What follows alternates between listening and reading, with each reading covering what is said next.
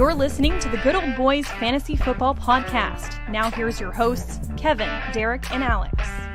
Alrighty, welcome in, ladies and gentlemen, to another episode of the Good Old Boys Fantasy Football Podcast. This is the Sunday Morning Tailgate. You've got Derek here. This is the one where I rock out. I go solo dolo here. We're going to have lots of fun, as we always do, doing everything we can to get y'all ready, set to rock and roll here for your fantasy matchups here coming down the pike. Games kicking off here shortly. A little bit different this week. Most of the time we're saying the games are getting ready to kick off. There's already one of the games going on right now out there in the London town where the Saints and the Vikings are meeting up and squaring off over there, head-to-head type of matchup there. So far, some decent things happening for fantasy over in that matchup already. So, some interesting news there as well, right? Andy Dalton got the expect. We all kind of expected that one to be the case. But one of the very interesting ones was the fact that Alvin Kamara was ruled out of that one very early on. Everything I had seen kind of go into that one led me to believe that he was going to start. Obviously, he kind of got into the pre-games, felt that he wasn't ready to go, wasn't ready to rock and roll on that one. So ruled out, late call on the Alvin Kamara one there. Luckily, I know for me anyway, I managed to get up and get some changes made out, things like that. So definitely very, very interesting. Some of those always kind of fun when you're waking up and you get that notification as you're waking up and go, oh my gosh, I got to make a change now on this one.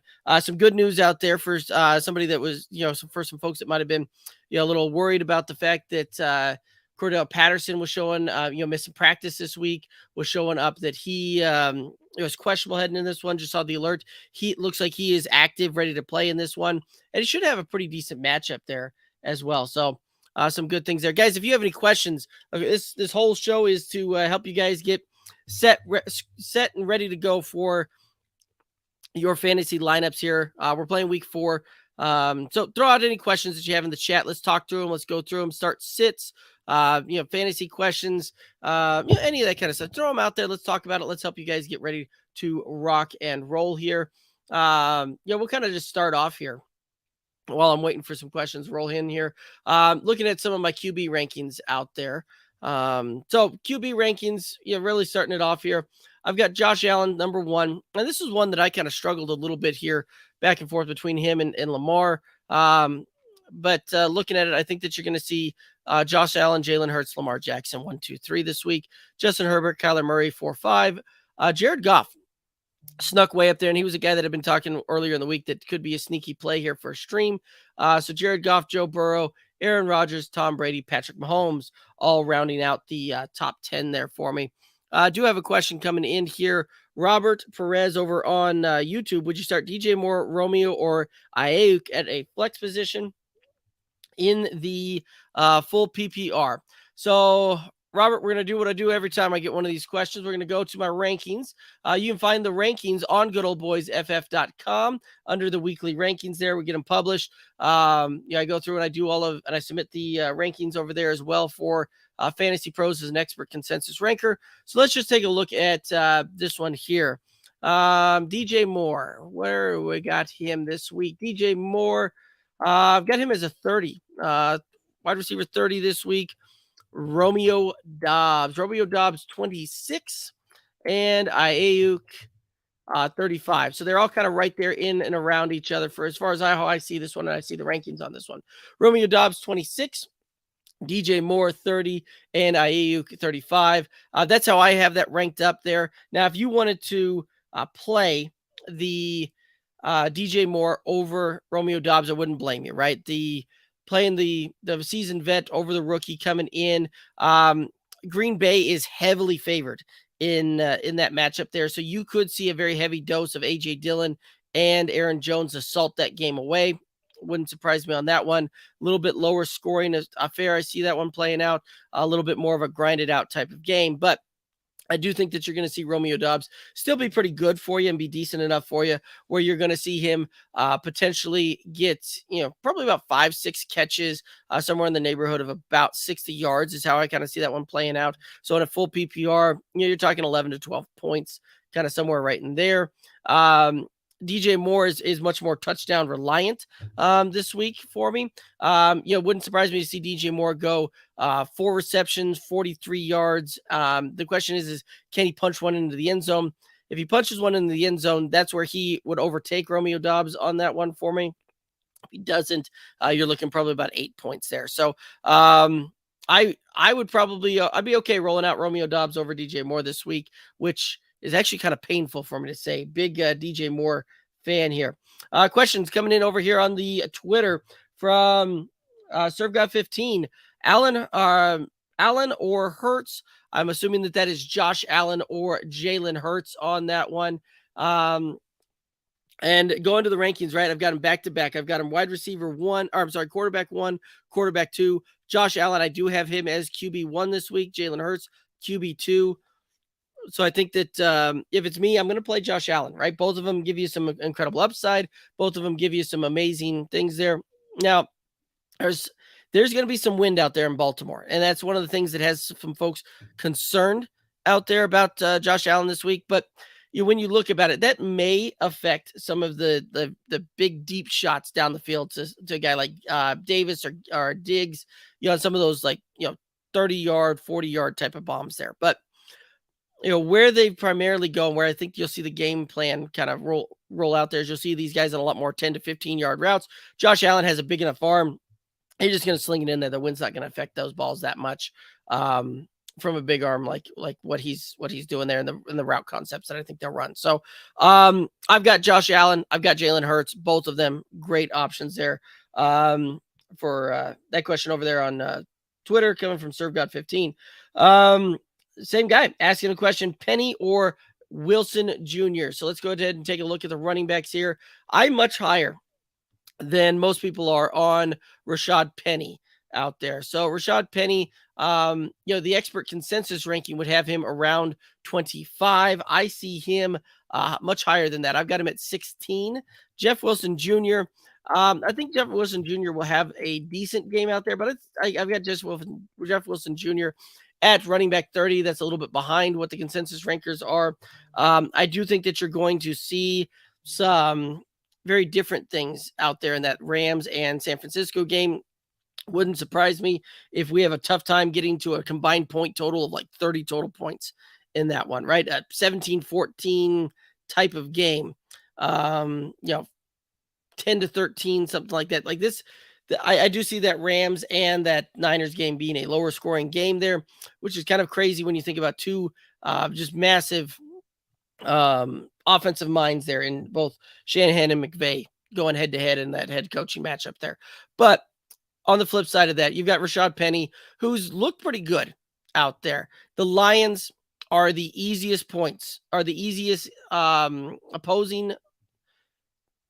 up the most points to opposing running backs out there. Running backs that are playing the guys out there in Detroit, they average about 35% more points than the league average there. So I'm going to play the matchup on that all day long. The Rams have been much more difficult of a matchup out there, right? The Rams are the hardest team. So this is one of those that I think that you will see some decent workload for Jeff Wilson Jr. I am slightly concerned about Debo vulturing there. I am very concerned about the fact that he's got the hardest matchup of a running back from a defensive standpoint, whereas Rashad Penny has the easiest matchup there. So I am going to go Rashad Penny and not think twice on that one. Again, guys, if you have any questions, anything like that, throw them out there. Let's go ahead and chat these things up and help you guys get ready for your fantasy weeks and your fantasy lineup, all of that kind of good stuff. So kind of looking through that, let's go ahead and I'll head back over here to some running back rankings, kind of go through some of that. I see a big game coming from Nick Chubb here. Got him as QB1 on that one. I do see Jonathan Taylor, running back 2, Derrick Henry 3, Saquon 4, Christian McCaffrey, who is looking like he's going to be active. I've got him down there at 5, Najee at 6, Jamal Williams, number 7, Mixon, I had him locked in at 8 on the Thursday night game, Khalil Herbert 9, Austin Eckler rounding out the top 10. So that's kind of how I see the excuse me, the running backs shaking out this week here for fantasy. Question coming in. Jay Honcho over on the YouTubes. Who to start? Tyler Lockett, Mike Williams. You got to go Mike Williams on this one. And I get that Lockett's on a hot start there. He's been having the hot hand, seeing some good volume there. I have a hard time really buying into the Seattle offense here. I think that we see more of a DK Metcalf game this week necessarily than a Tyler Lockett game this week. Tyler Lockett, I do have him ranked as wide receiver 33 heading into this one. Mike Williams, I know that I had him higher than that, but have him ranked at receiver 16. You do see Keenan Allen is not going to play this week.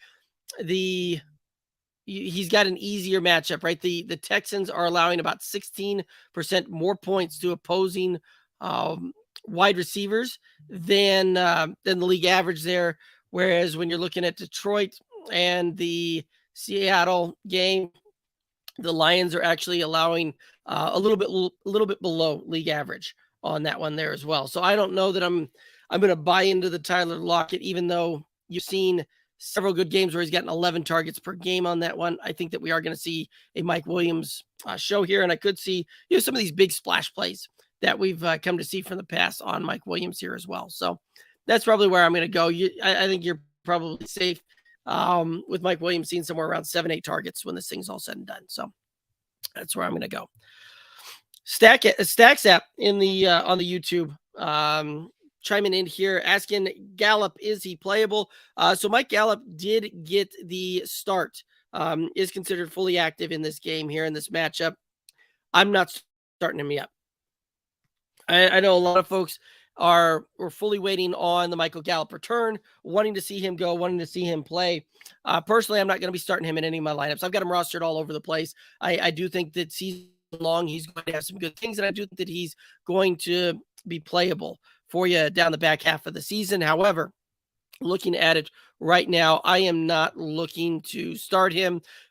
Guy coming back first game of an ACL. I want to see how he looks on the field before I'm going to give him the designation is, yep, let's play him. Let's go out there. Let's get him.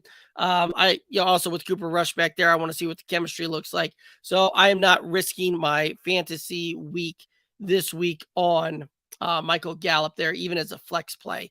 I do think that he has long-term value, and I think that he can do some amazing things. Just this week is a no for me. Another question here. Sigzamundo over on YouTube, struggling at QB. What do you like today between Russ, Wentz, and Lawrence? Also, which two of those guys do you like long-term for the season? So, man, that is those are your three options. That is a tough one out there for you today. I'm not high on any of these guys this week. Last week we were high on Trevor Lawrence, but looking at it this week, so the way I have those guys ranked, I've got Russell Wilson as QB 18 this week. I've got Trevor Lawrence at QB 20 this week, and I've got Carson Wentz at 28 is how I'm seeing those guys ranked there for week 4. To jump onto some of the back half of the question there. I still like Russ the best of the 4 of those guys for season long. Broncos had one of the easiest matchups at the quarterback position for as far as strength of schedule against. That has a lot to do with where I kind of see that one. It's tough though, right? Like we have not seen anything that really gives us much glimmer of hope coming out of Denver right now, coming out of what we see on the Broncos side of things.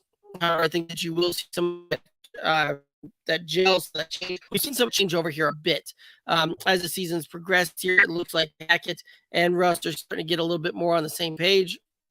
I think that you're going to see these two continue to get on the same page. You're going to see that relationship continue to grow, and they're going to start getting the play calling kind of figured out here going down the stretch. And let's be honest, the Broncos, while Russ hasn't been great for fantasy, the Broncos have been great on, well, that's a misnomer there as well. The Broncos have been good enough to win games this year. And realistically, they're 2 fumbles away from being 3-0 at this point here. So This week, Russ has the Raiders are the fourth easiest matchup there. So I'm going to play the matchup on that one. Wentz has the 21st hardest. So, yeah, not an easy matchup there. And Lawrence has the second hardest matchup for opposing defenses there. So I do think that Wentz still struggles down there in Dallas, and it's not going to surprise me to see an opportunistic Cowboys defense turn him over a couple of times there. So I'm not necessarily looking to really start Carson Wentz. Shouldn't be started in single QB league, and I'd be trying to pivot from him if I still could in a super flex there. So that's how I'd rank that up for you: is Russ, Lawrence, Wentz this week. All right, question coming in over on the Twitter from Botus Brad. Start Curtis Samuel or Cordell Patterson at the flex, full PPR. Man, you're throwing out a good one there, and both guys. I don't think you'll be wrong going either way on that one, because I think both guys have a good game this week and will have a serviceable game. You're not going to regret necessarily starting either one of them as a standalone play there. However, looking at it same for same, right? And you've only got one position to fill there. Curtis Samuel, I've got him ranked 20th as far as my wide receivers go. Let's take a look here at Cordell Patterson. Cordell Patterson, I have him ranked 11th at the running back position. So I got to go with the running back. I think Cordell Patterson gives you the safest floor and the highest ceiling between these two guys. So I'm going to go with Cordell Patterson on this one here. I do really like the way that the Commanders, though, are utilizing Curtis Samuel and making sure that they get touches in his hand and making sure that he gets between 10 to 12 opportunities per game on this one. But the fact that Cordell Patterson is fully active, he's going to see. There's no reason to think that we don't see Cordell Patterson get 15 to 20 touches on this one. So in a full PPR, a guy that has good hands and can catch the ball, I'm certainly going to ride with Cordell Patterson on that one there. Hope that helps you out, Botus Brad over there on Twitter. Mike over on YouTube, Derrick Henry is number 4 on your list for running backs, but the matchups with the Colts may be difficult. I was thinking of playing Khalil Herbert for Chicago this week instead. What do you think? I've got both of them as top 10 running backs there. So, and if you want to go with Khalil Herbert there, I'm not gonna pound the table and be vehement saying no, don't do that. I think Khalil Herbert has a plus matchup there when it's all said and done, right? Like when you look at it, the Giants are giving up the 6th most points to opposing fantasy running backs. That's about 18% more than the average out there. Whereas when we look at Derrick Henry, I've actually got Derrick Henry there through my half-point PPR scorings there. The Colts are incredibly difficult against the run. They do get Leonard back. I just see that announcement come through today. I am willing to ride with Derrick Henry. If this is my lineup, that's how I'm going to answer this one for you, Mike. Is if it's Derrick Henry, I've got to put him in there. I realize that I'm much higher than the kind of the league, than the expert consensus rankings out there. But tough matchup, things like that. I'm not going to, I'm not going to go against Derrick Henry, right?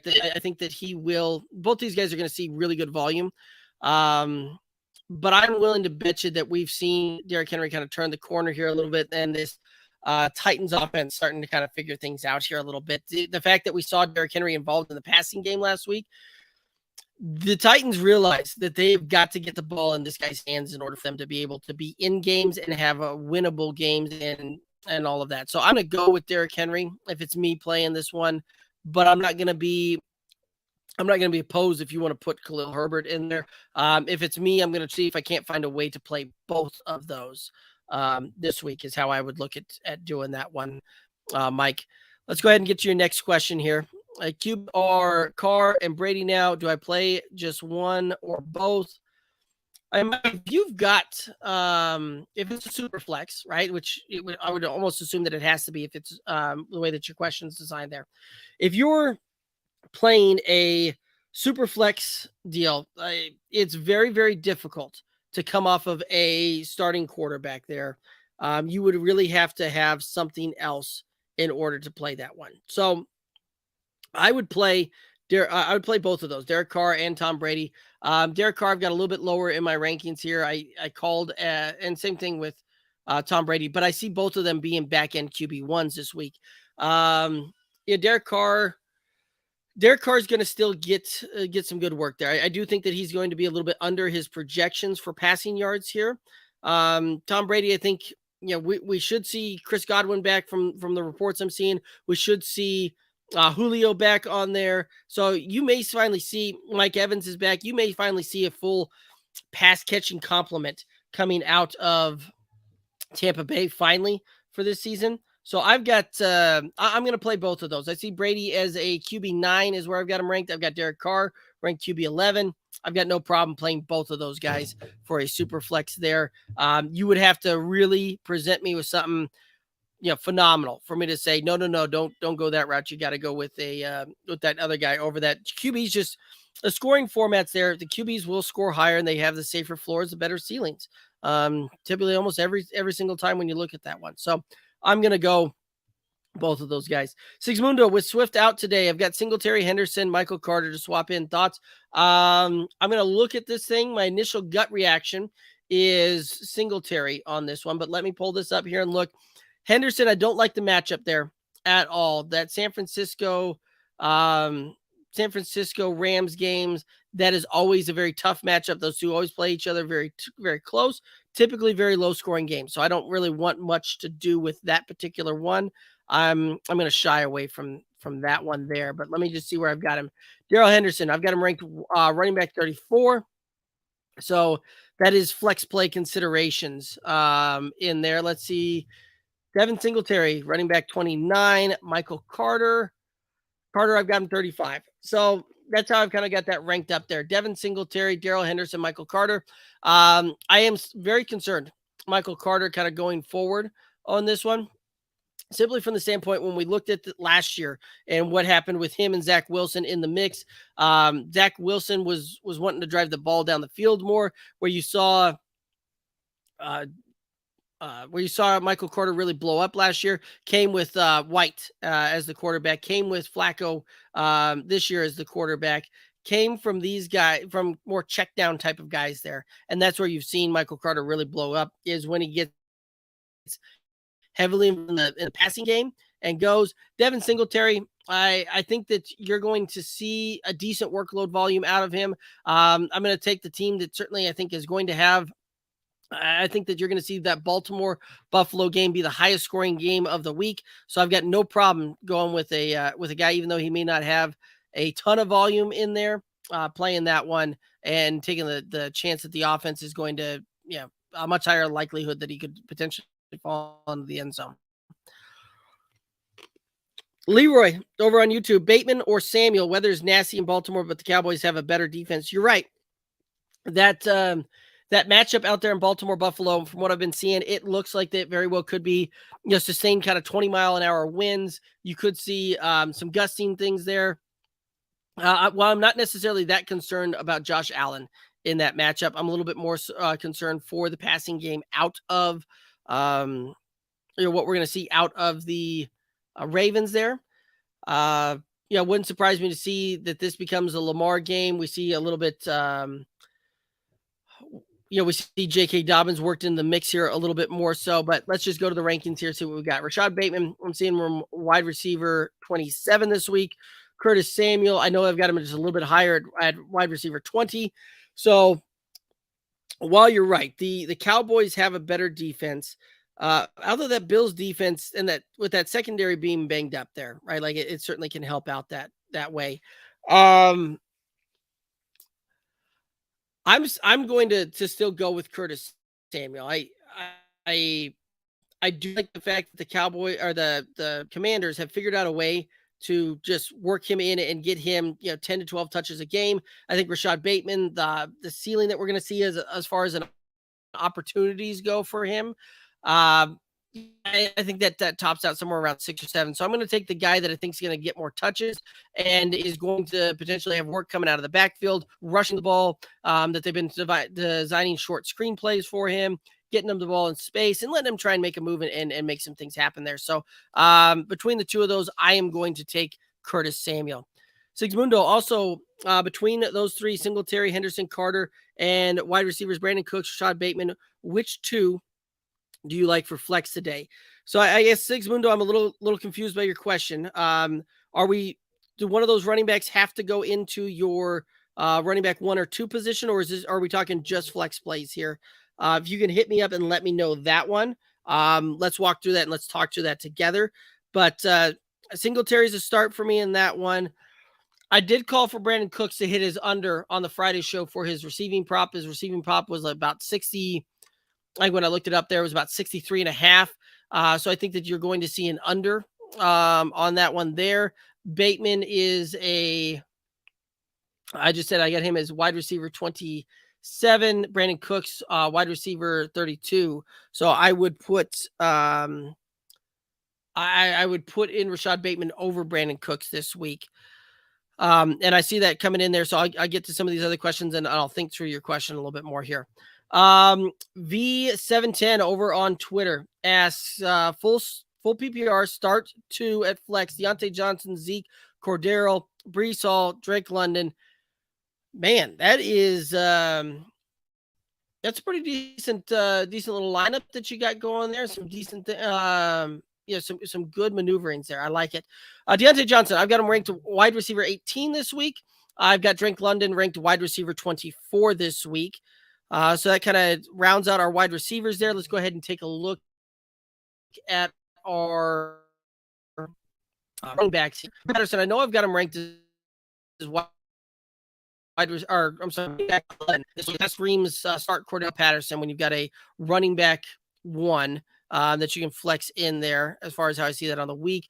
Breece Hall, I want to see what this Jets offense now looks like again under Zach Wilson, who's going to be the starting quarterback this week. So Breece Hall, I've got him ranked running back 31. Zeke, I have Zeke.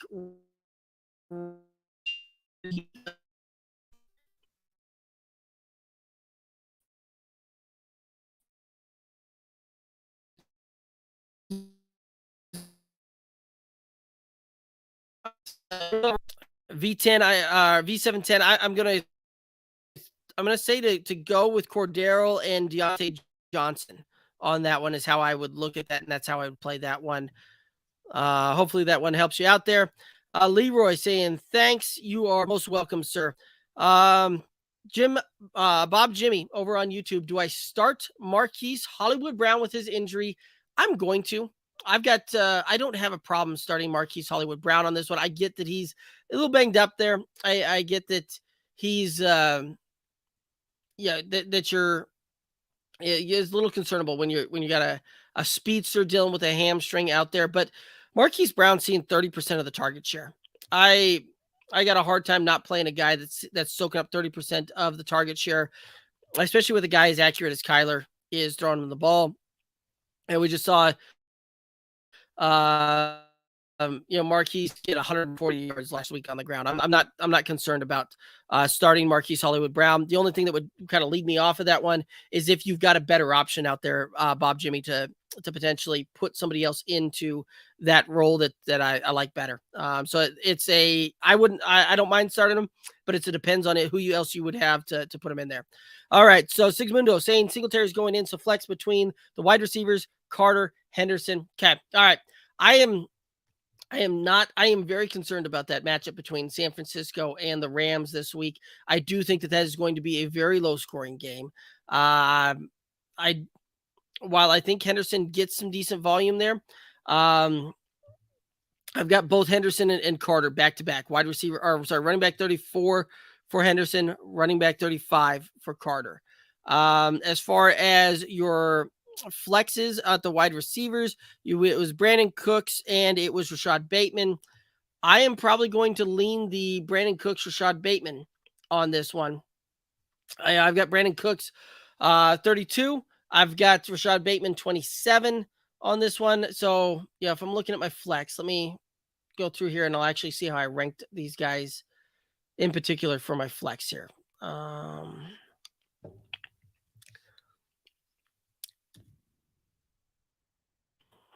Okay, Carter Henderson.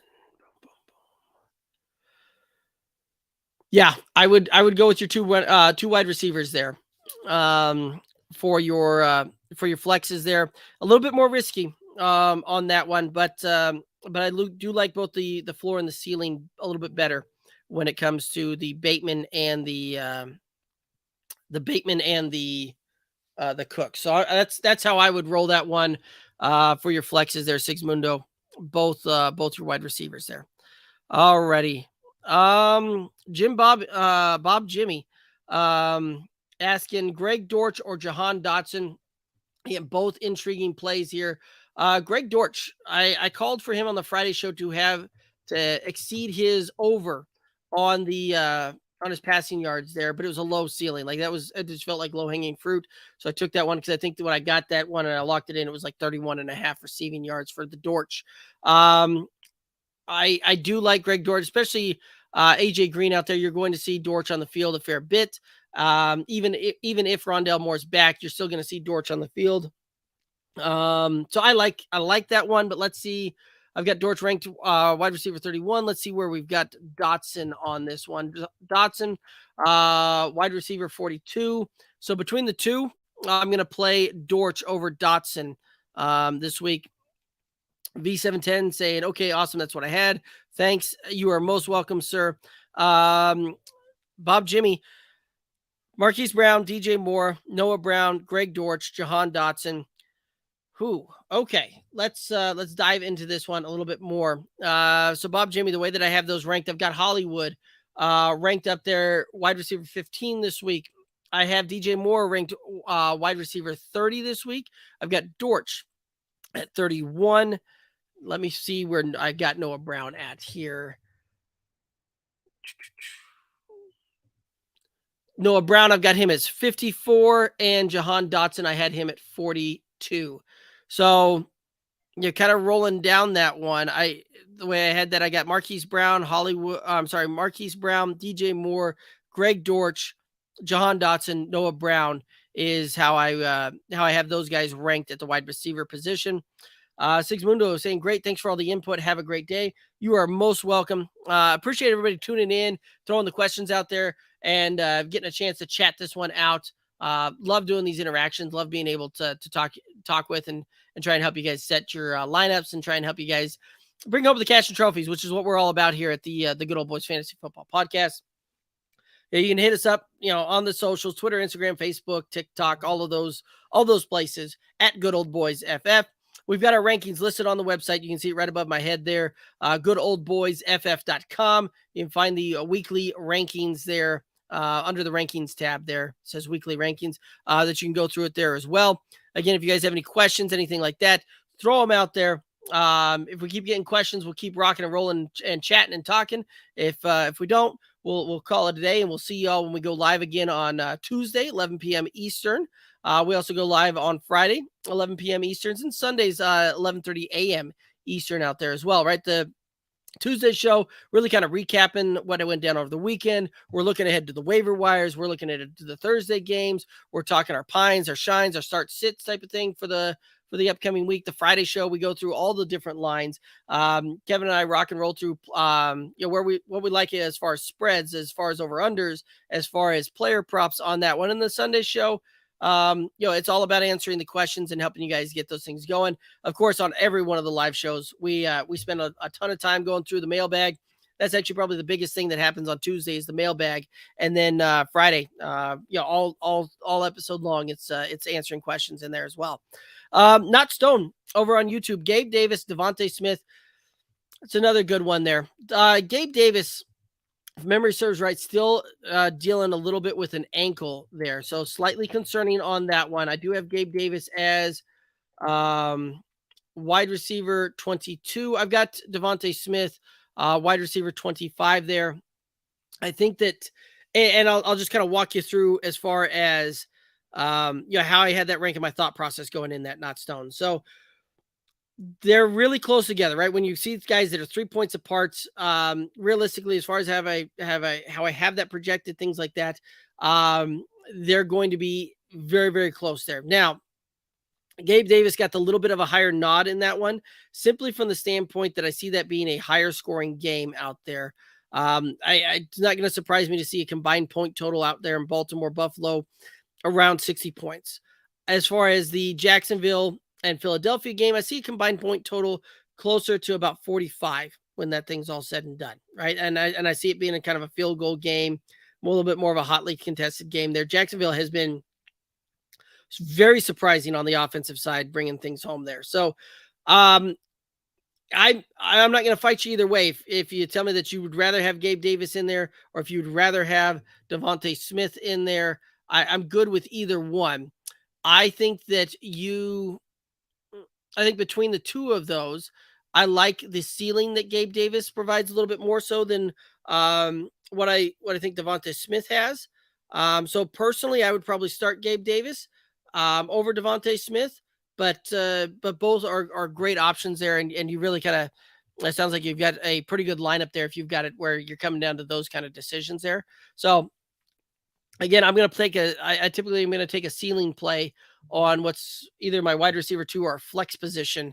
And that's where I'm going to say Gabe Davis edges out Devontae Smith, but that one is close for me. So Bob Jimmy, a DJ Moore, Dortch, Dotson, Noah Brown at flex, full PPR. Again, kind of going through on this one. I've got it ranked up. DJ Moore, Dortch, Dotson, Noah Brown is how I have those 3 wide receivers ranked as far as how I see their finish going this week. So going off my rankings, I'm going to go with DJ Moore on that one. While I do think that Dortch has a decent game, I am not.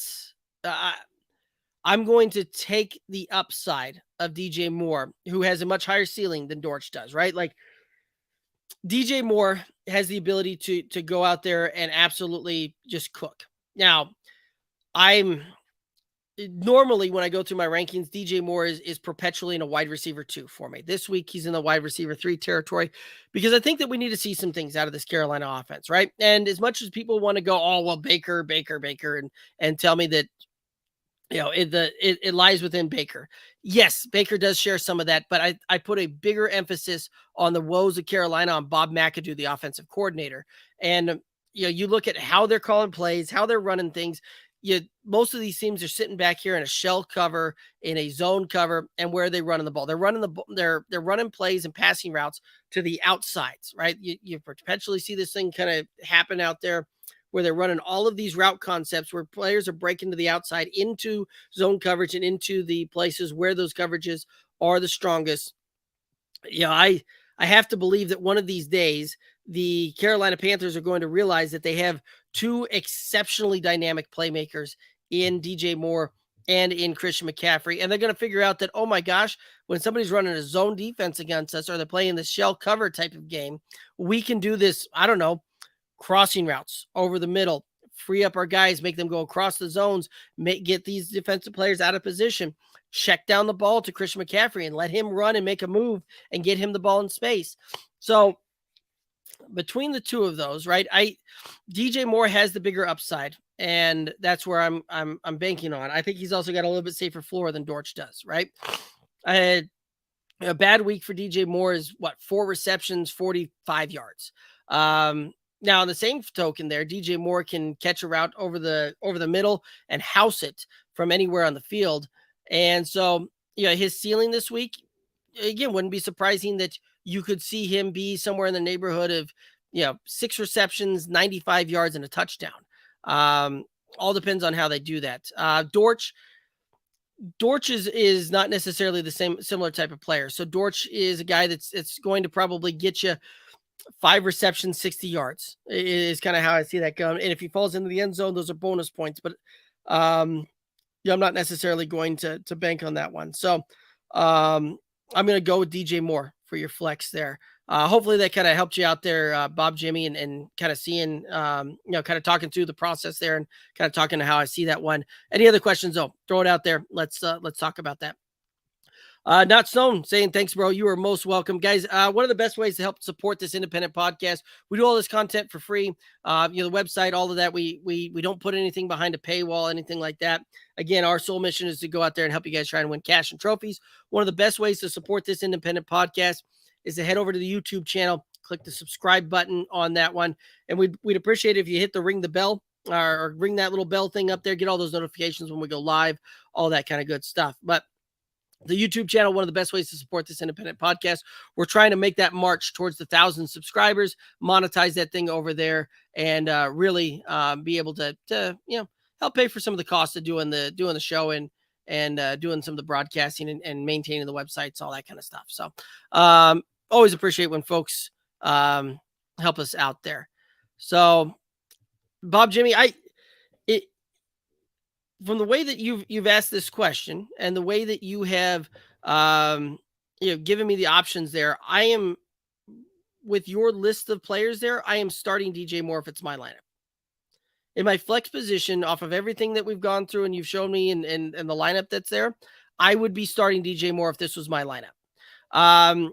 It's not a bad idea to sit DJ Moore, right? Like, we haven't seen him. He certainly hasn't produced on his ADP. We haven't seen him return value on where you had to draft him at. So if you are a manager of DJ Moore and you are frustrated, I absolutely get it, right? I've got DJ Moore in our home league, which for everybody that listens to the show and has listened to the show for a while, the home league for us is the league that is paramount to everything else, right? And I've got DJ Moore and in that one and have been thoroughly disappointed on that one. Huge DJ Moore believer and have been since really this show started on this one, even before that. So I like the player. I like what he's capable of doing. If you want to sit DJ Moore for like Dortch, I'm not going to fight you on that one. Like I said, I've got those two back-to-back in my rankings. Wide receiver 30 for DJ Moore this week, wide receiver 31 for Dortch this week. I do think that DJ Moore gives you the best ability for more points out of that one. So it's kind of up to you, right? If you don't want to take the ride along with the DJ Moore at this point, I get it. That's a tough roller coaster to keep trying to hop back on there.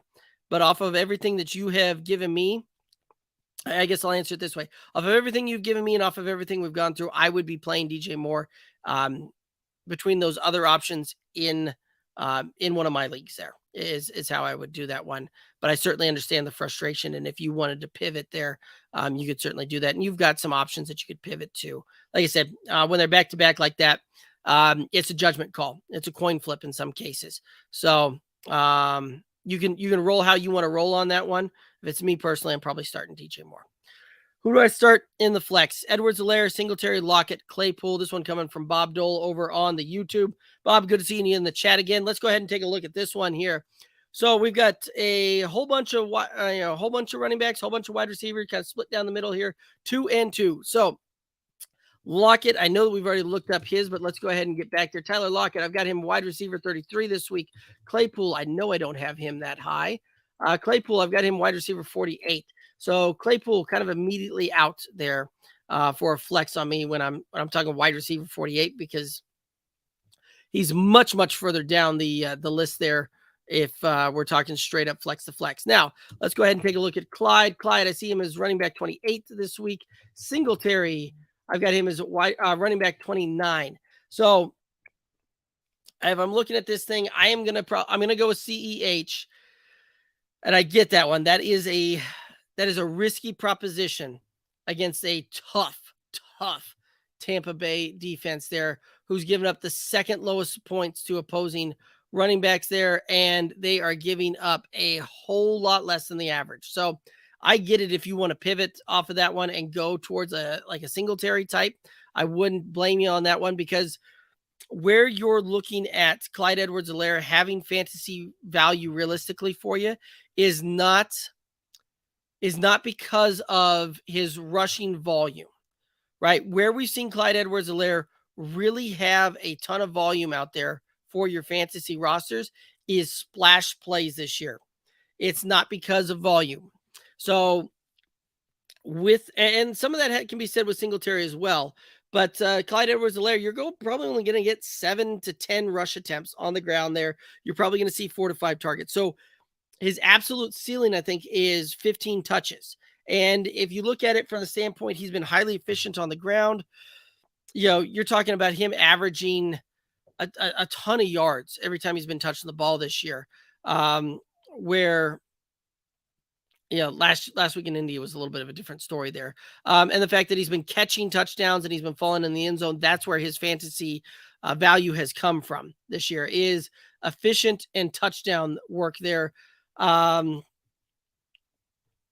question then becomes, right, let me go ahead and get back here and we'll take a look here at Devin Singletary and we'll dive a little deeper into this one.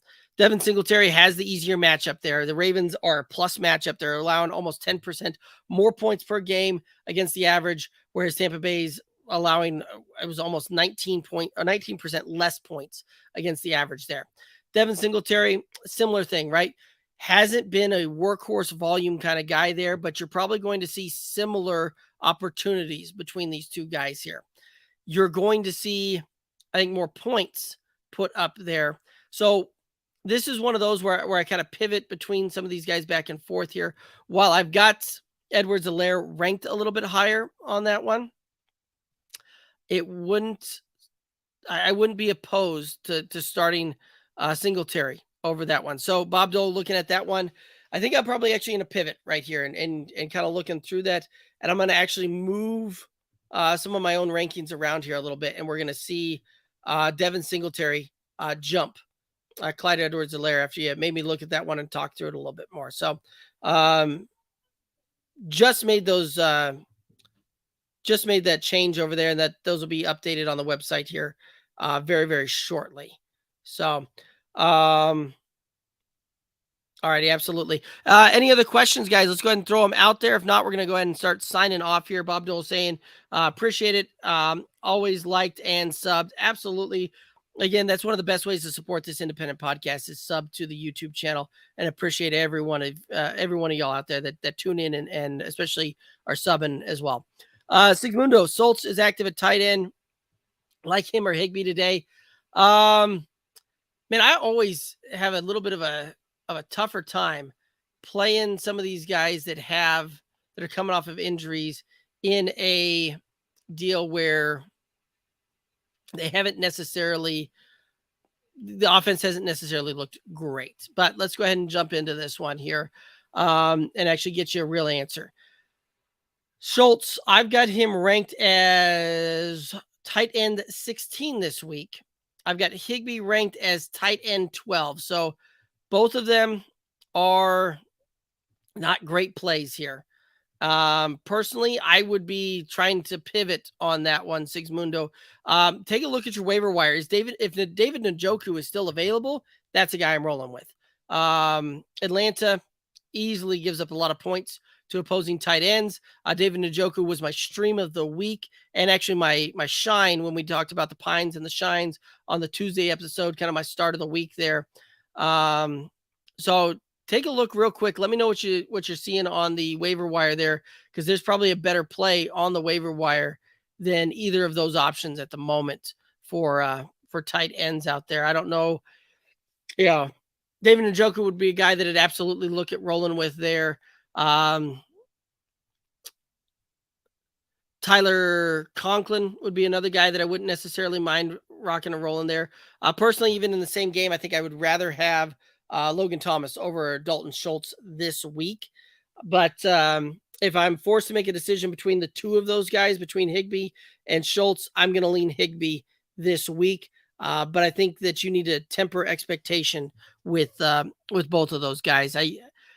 I've got them ranked, Higbee's tight end 12 and Schultz is 16 there. So Sigmundo saying cool. Thanks.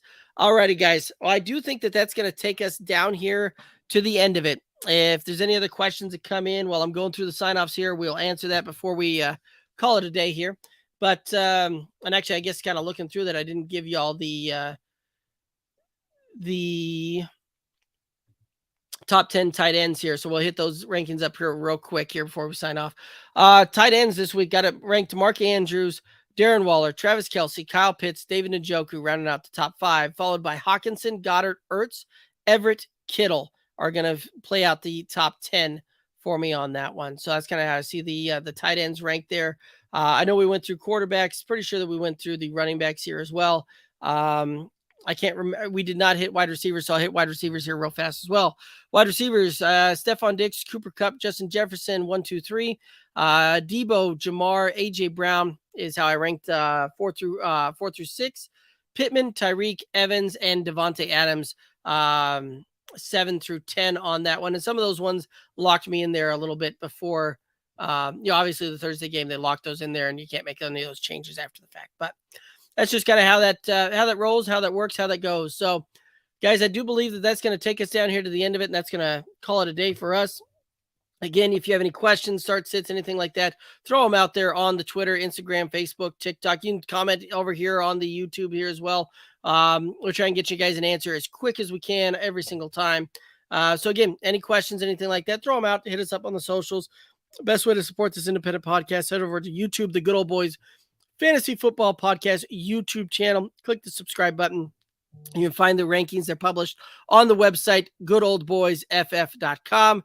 That's going to do it for us today. Y'all have a good one. Let's make that march out there for cash and trophies. Have a good one. Be safe.